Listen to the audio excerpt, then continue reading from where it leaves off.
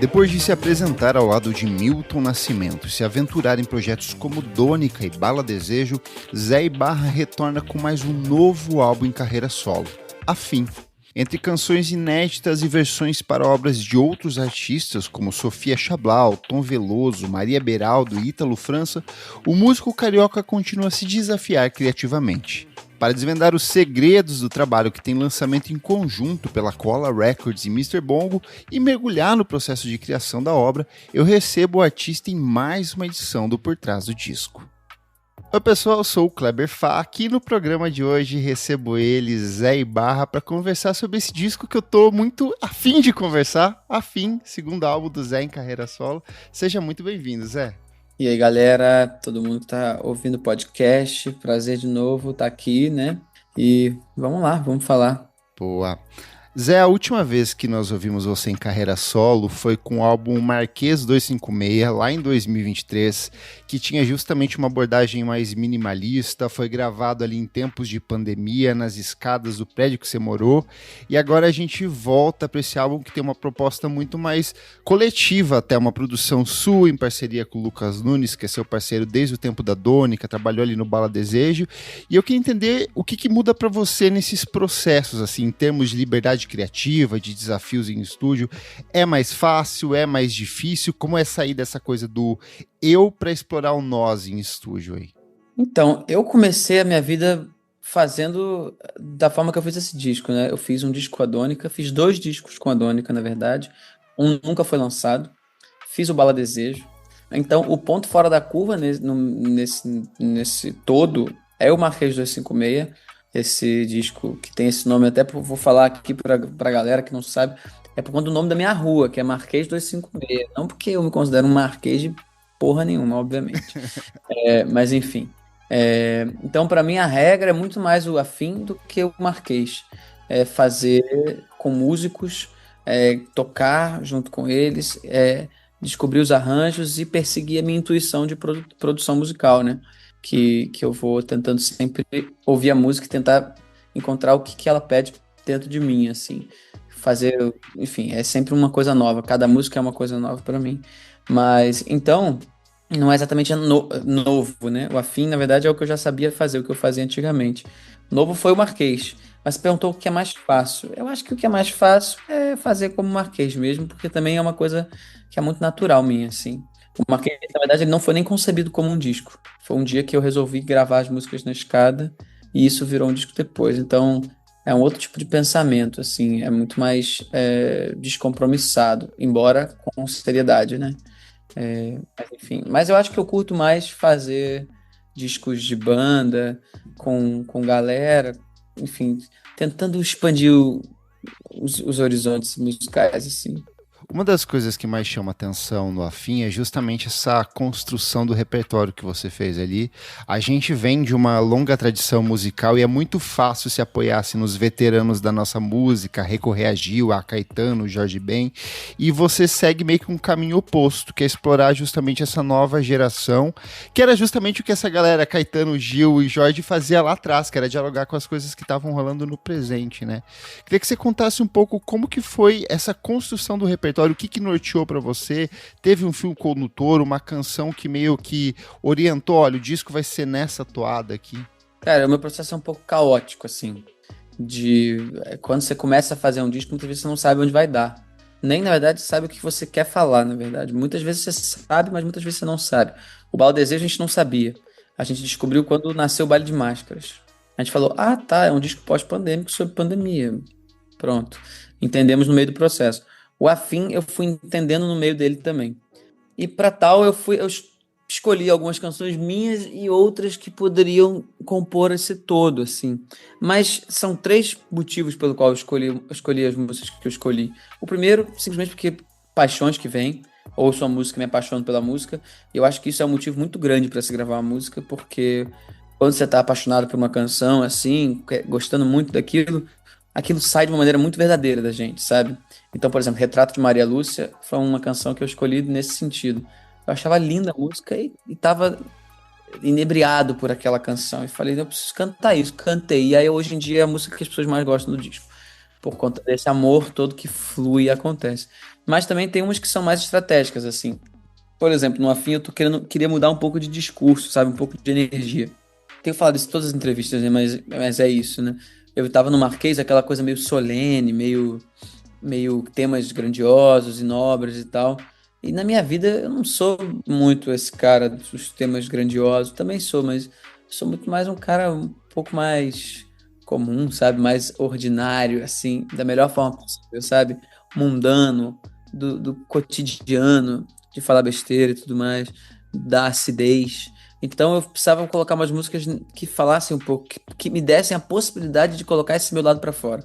Porque no Marquês eu não conseguia ser assim nem no palco, porque a subjetividade contextual do meu trabalho não permitia eu ser quem eu era. E aí, enfim, por exemplo, Segredo da Sofia Chablau é um pouco sobre isso. É uma música que fala abertamente sobre, né, sobre desejo de uma forma meio escrachada, fala de fragilidade. Não, essa na verdade é Hexagrama que fala sobre fragilidade. Mas enfim, temas que são mais ácidos, assim. E da menor importância também, que é um tema também que eu nunca tinha tratado. Então, tem umas que entram simplesmente porque eu quero, porque eu acho bonito, tem outras que entram para contar alguma história.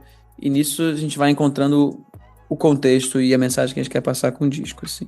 E musicalmente, o que norteou você nesse processo todo? Porque são canções que têm essa temática do amor ali como elemento central, mas musicalmente ele vai para caminhos muito específicos. Tem ecos de anos 70, 80, 90, 2000. O que você usou para nortear esse trabalho? Cara, eu não uso nada, assim, tipo, é a minha cabeça. Na Eu acho intuição. que já tá olhando para o mundo, pensando sobre o mundo, tentando entender algumas coisas do mundo e processando isso em tempo real dentro do fazer artístico, assim. Eu não tenho referência para esse disco, tipo, tem milhões de referências, né? Uhum. Mas assim, tudo que vem intuitivamente. Mas as canções elas pedem coisas, então é isso. Transe.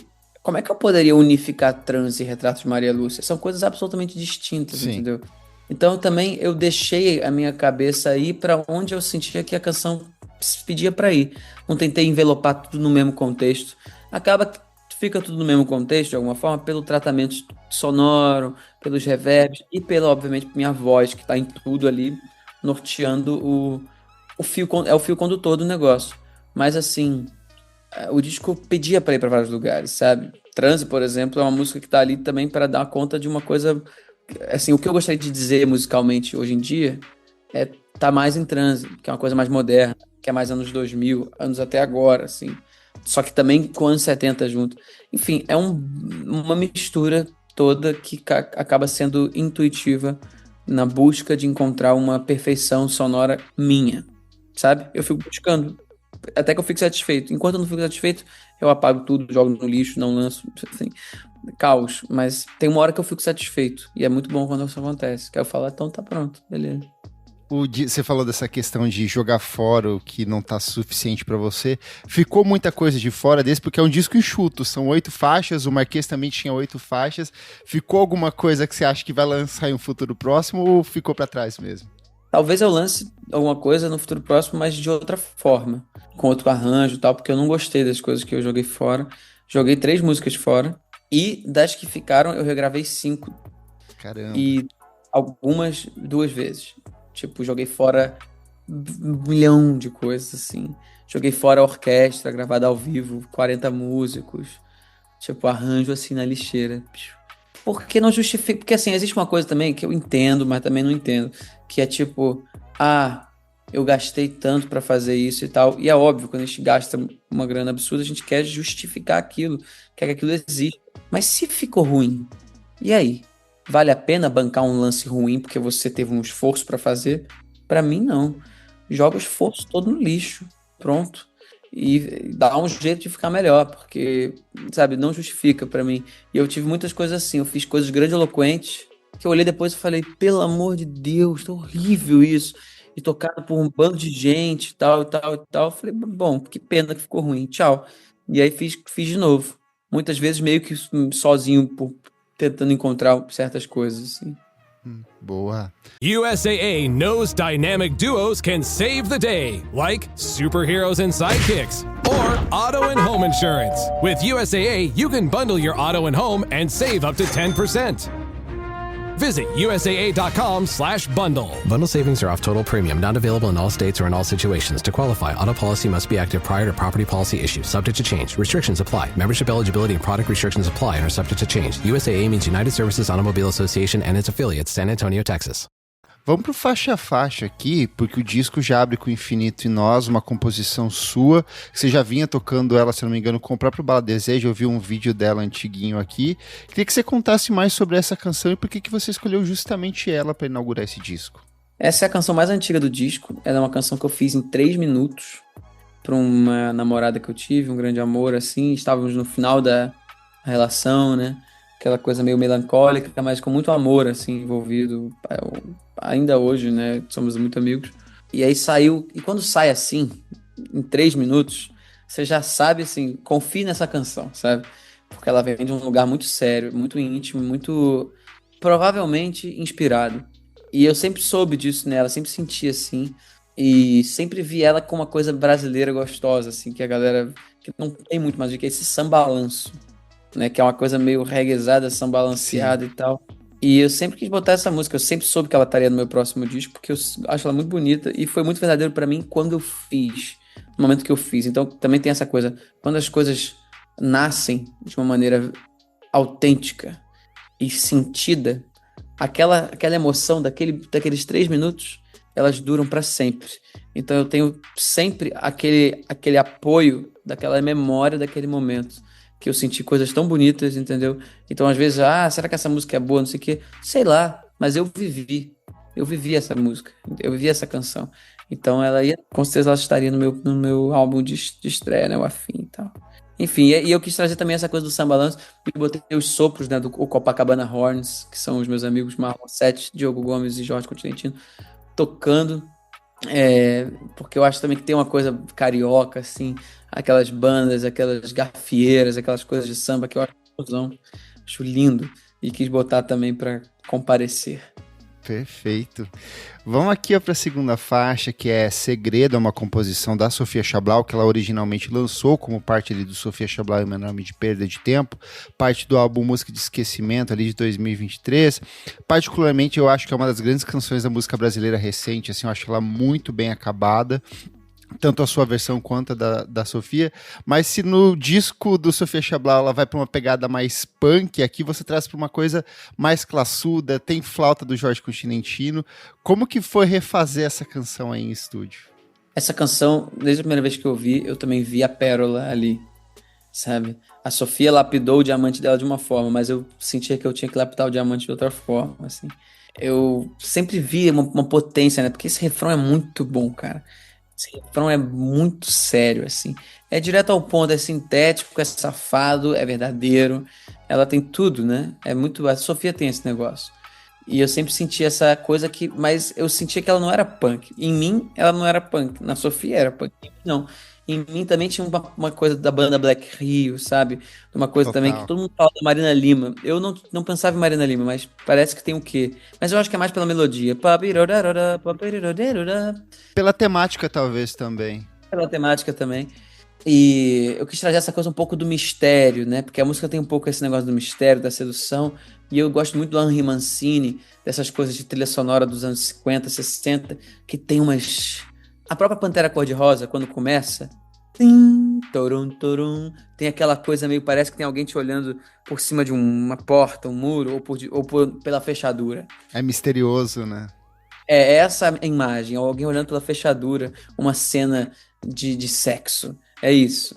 Então eu quis dar esse teor pra música. Então começa com essas flautas, meio que é um filme que começa, assim, sabe? E o refrão vem o desejo e tal.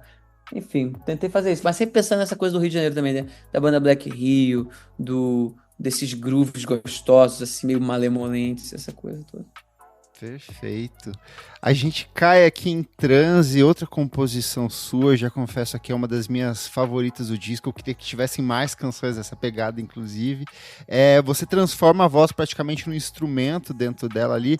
Deu trabalho, porque assim, você assume boa parte dos instrumentos aqui, tem arranjos do Jacques Morelenbaum, tem baixo do Federico Eliodoro, que acompanhou você também com o Milton Nascimento na última sessão de música.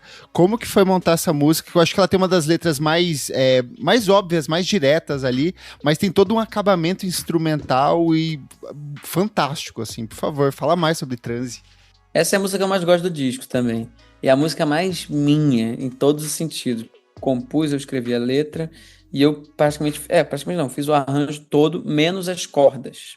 Que o Jacques fez o arranjo de cordas, mas o arranjo da música é meu. E eu refiz 2 vezes essa música, porque a primeira versão era com banda, aí tinha ficado meio fusion. Aí eu tinha achado cafonérrimo, falei, fusion, não quero fusion de jeito nenhum. Aí a segunda eu falei, não, vai ser voz e cordas. Aí botei, não gostei, faltava. E essa música são memórias, né, de um ghosting que eu levei, mas de uma relação que eu tive que era uma relação narcísica. Ou seja, a pessoa não me via, nem eu via a pessoa. A gente só via a imagem um do outro. Então era uma relação muito não saudável nesse sentido. Que era essa coisa, né? Eu projetei na pessoa o espelho de quem eu gostaria que ela fosse. Em última instância, eu me projetei naquela pessoa, né? Abrindo bem o jogo, já que essa música também é bem sobre abrir o jogo. E aquela pessoa acho que projetou em mim também o que ela queria que eu fosse e que eu não era. Portanto, um espelho também dela. Então essa música fala de espelhos, fala de alguma coisa meio cinematográfica também, e do ghosting, né, que é essa coisa louca, essa coisa da modernidade, assim, esse descompromisso total com afeto e com cuidado, né, de você simplesmente ir embora e nunca mais falar nada. Então tem esses polos dessa loucura que dá, desse pânico que dá quando você é abandonado, né, mas também, enfim, é meio que isso, e eu tentei espelhar o arranjo nisso, como uma construção neurótica. Então o arranjo é uma construção neurótica. Tá quase tudo bem, a gente começa a entrar em parafusos neuróticos e de crises de pânico e tudo mais. Ela fica quase opressiva ali no final, né? No final é tipo... E eu quis dar essa sensação e percebi que isso tinha que ser construído e fui construindo. E aí cheguei e fui botando uma peça de cada vez, uma guitarra, ia descobrindo as coisas. Aí, teve um bongô que eu gravei num veleiro no Mediterrâneo. Eu tava no meio do Mediterrâneo, velejando com um amigo meu, e tinha um bongô, e eu tive um insight, falei, caraca, eu acho que é essa percussão que tem que ter. Gravei no celular e botei Está na Música. Tipo assim, doideira. Eu gravei as percussões dessa faixa também no violão, batendo atrás do violão. Tipo, porque veio na hora o negócio. E as vozes também, né? Como se fosse um grito de socorro, né? É um grito de socorro. E tem essa coisa cinematográfica, né? De cada momento da letra ser acompanhado por um elemento da música que ilustra aquilo subjetivamente, assim. Eu me amarro nisso e eu gostaria de fazer isso mais na minha vida. Cada vez mais. Orquestrações modernas, assim, das minhas doideiras que passam na minha cabeça mesmo. Por favor, eu te incentivo, faça, por favor, faça mais. Mas saindo dessa coisa maluca que é transe, aí você me surge com uma das músicas mais lindas desse disco, que é justamente Retrato para Maria Lúcia, que ela originalmente fez parte do Tarde no Valkyria, que é um dos meus discos favoritos de 2023, trabalho do Ítalo França. Eu sou apaixonado, gosto muito dela, eu gosto de Dr. Manuel, que eu acho que é outra canção lindíssima dentro desse disco também. Queria que você contasse um pouco como que foi o seu contato com a obra do Ítalo, assim, como que você chegou até ele, como que você falou, vou regravar essa aqui, como que foi remontar essa canção, porque ela tem uma atmosfera quase sertaneja em alguns aspectos ali também, né? E eu amo isso, eu amo. Assim, é o lado oposto de transe, né, seria a coisa mais distante possível, mas eu conheci o Ítalo quando eu fui fazer um festival em Maceió, e ele tocou no mesmo festival cantando essa música. E eu lembro do primeiro dia que eu ouvi, quando ele tocou, e eu falei, meu Deus, isso é muito bonito, é muito lindo, essa música é muito linda mesmo. E também eu tenho essa coisa, eu olhei e falei, vou gravar, um dia, entendeu? Fiquei, isso foi 5 anos atrás. Mas nessa eu não inventei não, na verdade, porque essa daí, ela já tá toda pronta. E aí também é o elo com o Marquês 256, sabe? que eu falei, cara, nessa daqui eu vou voltar e vou fazer o meu violão e voz, que também é uma coisa que as pessoas amam e que eu amo também. É muito verdadeiro isso pra mim, é muito sério, muito sério. E foi lindo, porque a gente gravou ao vivo, eu e Lucas. O Lucas tocando violão, eu tocando outro violão, a gente sempre faz isso. Ele tem um violão que é mais solístico e o meu é um violão base, que vai junto com a minha voz, caminhando juntíssimo. E foi muito emocionante, assim, gravar, porque, enfim, eu e o Lucas, a gente tem uma relação muito antiga, de muito amor e muita verdade musical. E sempre quando a gente toca junto, tipo, Flui. acontece uma coisa muito bonita, assim. E foi muito legal. E depois eu fui com calma adicionando os elementos que eu achava que são poucos também. Chamei o Alberto Continentino, botar um baixo quase nada. E fiquei um dia inteiro gravando os teclados, tentando achar os voicings perfeitos para casar com a voz, para ficar harmônico, assim. E é isso, é uma das canções que as pessoas mais gostam. Fico feliz que foi feita com muito carinho, assim, porque eu sempre soube que era uma perolinha também que ia bater bem, assim, sabe? Porque é muito bonita, é uma canção de amor muito sincera do Ítalo. E eu amo o Ítalo como amigo e também a discografia dele que é maravilhosa. Ele tem idade no Valkyria e tem o time do Moca, que é bom Sim, demais. muito bom. Ele é um hiper compositor, hiper cantor. Eu sou fãzaço, cara. Ouçam Ítalo França. Perfeito. A versão original ainda tem um acréscimo da Marina Nemésio na voz ali, que é lindíssima também. Seguindo aqui, ó, a gente chega em Da Menor Importância, a música da Maria Beraldo, ela lançou lá em 2018, no primeiro álbum dela em carreira solo, que é o Cavala, só que lá ela tinha um acabamento mais eletrônico, e aqui você abre já com esse baixo acústico do Alberto Continentino, tem uma abordagem mais orgânica, tem esses metais, ela é bem elegantérrima mesmo ali, e tem essa coisa da sua voz, que ela é bem trabalhada, uma coisa de androginia, assim, você fica com uma voz muito feminina em alguns pontos, ela é uma voz bem diferente do restante do álbum de maneira geral. Conta mais pra gente sobre essa, por favor. Essa é bem isso, cara. Eu me apaixonei pela Maria também quando ouvi o Cavalo, esse álbum dela, e achei essa música uma das coisas mais originais que eu já tinha ouvido. Assim, muito sério o negócio. E a Maria trata do tema queer de uma forma muito incrível, muito inteligente, única mesmo. Então, sempre me chamou a atenção, sempre fiquei ligado na Maria. E também, quando fui gravar, eu quis brincar, na verdade. E é isso, essa música que ela fez é um 5x4, né? Um compasso que não é normal. E tem muitas músicas 5x4 na tradição do Brasil, assim, que são aquela coisa bem antiga do Moacir Santos, coisas e tal, que é com arranjo de sopros, uma coisa. Eu falei, cara, vou fazer o oposto inteiro dessa música. Então, se ela era eletrônica, eu levei ela para os anos 50, pensando no Moacir Santos e tudo mais.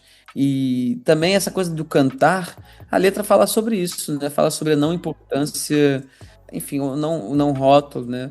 Quando se fala sobre atração sexual e tudo mais, e gênero e tal. E ela vive isso na vida dela, né? Mas eu também sempre pensei muito isso, mas nunca tinha conseguido escrever uma canção sobre isso. E aí achei que fazia sentido.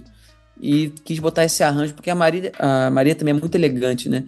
Então quis botar esse arranjo de sopros também, feito pelo Diogo Gomes, puta arranjador, assim, para ser uma coisa lisa, sabe? Uma coisa assim, gostosa de se ouvir. E também, cara, tudo faz parte também de experimentações minhas comigo mesmo. Eu queria me ver cantando isso, eu queria me ver cantando nessa voz andrógena. Eu queria ver no que ia dar.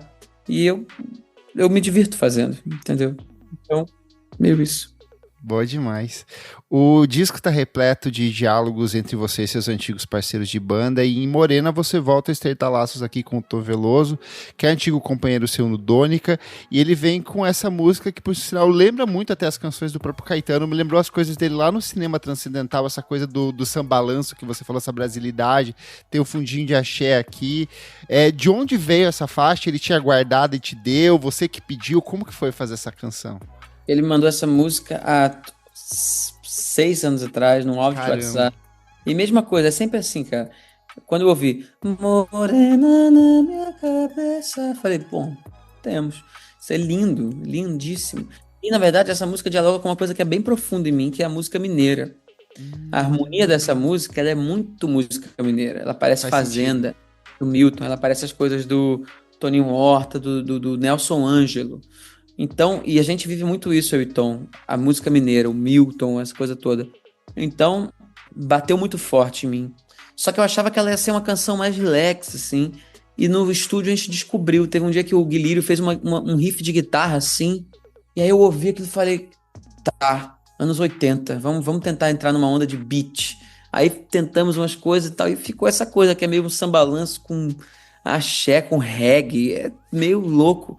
E de novo os sopros também, porque eu também nunca vi sopros nessa coisa anos 80, esse tipo de sopros. Aí eu falei, acho que vou tentar misturar. E essa música também tem uma coisa uma coisa sertaneja também. Morena na minha Nossa, o triangulinho aqui, ó. sabe? Nossa, é Tem uma verdade. coisa, ecos de um sertão, que a minha avó é baiana, do sertão baiano, então eu sempre ouvi histórias do sertão. Então há um ambiente subjetivo dentro de mim também que fala com o sertão, no caso dela, né? Sertão da Bahia. E aí tem o Tom, que é um amigo meu também, que é filho do Caetano, que também tem isso no sangue ali. Então caiu perfeitamente. Aí eu tentei também botei as flautas, meio como se fossem os pifes, tipo, sabe? Tentando chegar numa coisa naquele deserto seco ali, e aquele amor antigo, aquela lembrança, enfim, a caatinga, né? Enfim, tudo isso, né? As pessoas às vezes não conseguem pegar tudo isso, obviamente, mas tudo estava na minha cabeça quando fiz o arranjo, sabe? Perfeito, lindíssima essa. E acho que essa é uma das que as pessoas mais curtiram. Eu vi bastante gente compartilhando, celebrando ela ali. Mas todo mundo fala, cara, da melodia do refrão. É legal isso. Porque às vezes é isso, tipo, tem umas coisas que são achados mesmo, assim. E aí os compositores às vezes acham, né?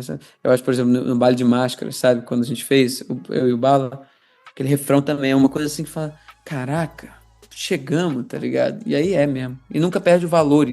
Isso Que continua pra fica na sempre. cabeça, é muito Fica bom. na cabeça e é criativo, não é só porque é repetitivo, é porque tem uma beleza única. Funciona. E seguindo aí do Tom, a gente vai para outra parceira sua, que é a Dora Morelenbaum, em Essa Confusão. Música que é justamente uma parceria entre vocês dois. Ela apresentou no Pique lá em 2024, no primeiro disco dela em carreira solo.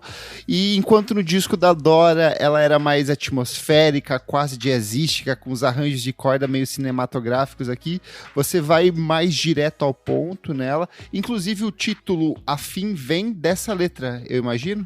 Sim. Por favor, Foi um fale mais desafio sobre essa ela. música. Porque quando a gente compôs essa música, eu e Dora, a gente já sabia que a gente ia gravar. Só que a gente queria gravar junto. Só que a Dora canta em Mi, eu canto em Lá. Pra quem não é músico, é uma distância muito longe isso, de tons. A gente no Bala Desejo teve que espremer tudo no mesmo tom, né? Então algum ficava ferrado. Mas a gente, por esse motivo, a gente falou, bom, vamos ter que gravar separado. Mas isso foi legal, porque eu participei do disco da Dora. Eu fiz os arranjos de base do disco da Dora, junto com ela e com a Ana. E a gente encontrou essa confusão como gravação no disco da Dora. Eu sempre senti que a música tinha que ser o que tá no disco da Dora. E eu fiz o que eu pude para que ela fizesse do jeito que eu achava que tinha que ser, e ela também achava que tinha que ser, no disco dela. E aí, beleza. Depois, quando eu fui fazendo o meu, eu me vi numa encruzilhada, porque eu falei, pô, aquilo era o que eu achava também. E agora o que eu faço? Então não teve como escapar tanto, mas mudou um pouco. Porque é isso, da Dora, os arranjos de cordas ela fez com o pai dela, com o Jax, e ficou essa coisa grandiloquente. E eu tenho uma vontade sempre na minha vida de ter grandiloquências, mas ser sintético, para ser pop de alguma forma, para não assustar quem não tem toda a bagagem musical que o Jax tem, ou que, né, que eu tenho, Dora tem e tal, que é tipo de uma pessoa que ouviu milhões de coisas. Tem gente que gosta de uma coisa mais direta ao ponto, e eu acho isso muito bom, eu acho isso muito legal. Então tentei reduzir na minha um pouco essa multiplicidade de informações, assim. Mas mantive um lance. Ela vai para um jazz sinfônico, né? Uma coisa mais jazz sinfônico. E a minha ficou uma coisa mais acid jazz, que é uma coisa dos saxofones, umas coisas meio Charles Mingus, assim. Que tem a ver Sim. com a letra também, né? Que é essa coisa meio safada, meio provocativa, assim. Quero te fazer ficar afim, sabe? Mesmo que você não queira, eu quero. Tem essa coisa. E veio daí, porque eu acho que essa é a energia do disco que eu queria passar, assim. Essa coisa, tipo assim, vem cá, sabe? Tipo, pô, sabe? Tem essa coisa um pouco meio cafajeste, assim, que eu acho legal. Então, é porque essa coisa, né? Você sabe ser, assim, difícil pra mim, mas insisto. Quero te fazer ficar afim. Mas repito, na verdade. Enfim, veio daí. Perfeito. E aí o disco se encerra com Hexagrama 28, outra composição da Sofia Chablau. Essa era conhecida apenas dos palcos ali, mas você tratou de trabalhar ela em estúdio. Queria entender por que você escolheu justamente essa para encerrar o álbum ali. Como que foi trabalhar essa canção de uma maneira mais definitiva? A gente tinha algum esboço nos palcos ali, você traz ela de fato pela primeira vez para dentro de estúdio. Então, essa é uma música interessante, que era super existencialista, ela fala sobre questões e medos e futuros e passados, encruzilhadas, assim, e ela é uma canção que fala sobre amor, mas fala que não fala sobre amor, né? Então eu achei que pudesse ser engraçado, um disco que fala todo sobre amor, acabar com... E é um disco todo organizado, né? E essa música é menos organizada, essa música é ao vivo. Eu também tenho uma coisa na minha cabeça que todo disco meu tem que ter uma música ao vivo. Inteiramente ao vivo, todo mundo tocando tudo ao vivo, com improviso, sabe? E essa foi a música que eu escolhi pra ser isso, assim. Ela é pensada meio pra ser uma coisa meio Jorge Ben, meio Tábua de Esmeralda, assim, uma coisa nessa onda. E foi toda gravada ao vivo, até a voz, tudo ali aconteceu de uma vez. Depois eu complementei com certas coisas. Mas eu achei que era interessante, seria interessante fazer essa música que fala que não fala sobre amor, uma letra meio enigmática, até pra mim, porque eu acho que é uma coisa bem, bem pessoal da Sofia, mas que tinha uma energia que eu gostaria de colocar no álbum. E aí acaba assim. Eu tentei fazer outras coisas no fim também, tentei fazer um epílogo e tal, mas não ficou legal. Eu achei mais legal acabar de uma forma até meio curiosa, assim, que as pessoas ficam... Que é isso? Mas é isso, Hexagrama, eu curto muito. Perfeito. Você já deu uma pista ali, eu costumo sempre encerrar aqui perguntando qual que é a canção favorita do disco. Você já falou que é Transe, é isso mesmo? A que eu mais admiro, no sentido de Hoje. contribuição com algo diferente pro mundo. Transe, obviamente. A que eu mais curto ouvir, não sei, não ouço mais o disco. Mas, não sei. Eu acho que Entre Nós tem sua beleza também. De outro lugar. O Retrato de Maria Lúcia realmente é uma coisa muito bonita. Tipo, eu quando ouço, falo, caraca, cantei bem nessa música, bicho. Tipo assim, sabe, botei pra fuder. E, enfim, tem várias, cara. Tem várias. Mas eu acho que é isso. Em termos de admiração, autoadmiração, assim, tipo, falar, pô, aqui eu fiz algo que é interessante, acho que em Transe. Perfeito. Zé, muito obrigado pelo papo. Feliz demais de conversar sobre esse disco aqui, que é um dos meus favoritos do ano já. Pra encerrar aqui rapidão, eu sei que você vai fazer show no Koala, mas vai sair em turnê com esse disco? Como é que vai ser a partir de agora? É claro, vou sair em turnê. Aê. Primeiro show dia 18 no Sesc Pompeia. Segundo show dia 6 no Teatro Riachuelo, no Rio. Chegue mais, todo mundo que estiver escutando, por favor, porque esse disco é feito para ser cantado a muitas vozes, não só a minha. Perfeito. Valeuzão, Zé. Valeu, galera. Abraço. Obrigado pela entrevista e que vocês gostem do álbum Afim. E já dizendo também que tem show, mas daqui a pouco tem álbum novo, porque eu já sou doido e já tô fazendo mais. O Por Trás do Disco é um projeto paralelo do podcast Vamos Falar Sobre Música. Apoie a gente em apoia.se/podcast VFSM. Por apenas R$5 por mês você tem acesso a esse e outros programas lançados com muita antecedência. Eu sou @KleberFak e você também pode acompanhar o meu site, musicainstantanea.com.br, onde você encontra minha crítica sobre o Afim, o álbum do Zé Ibarra. Não esquece de seguir a gente nas nossas redes sociais, @podcastvfsm em tudo. E até a próxima edição. Tchau, tchau.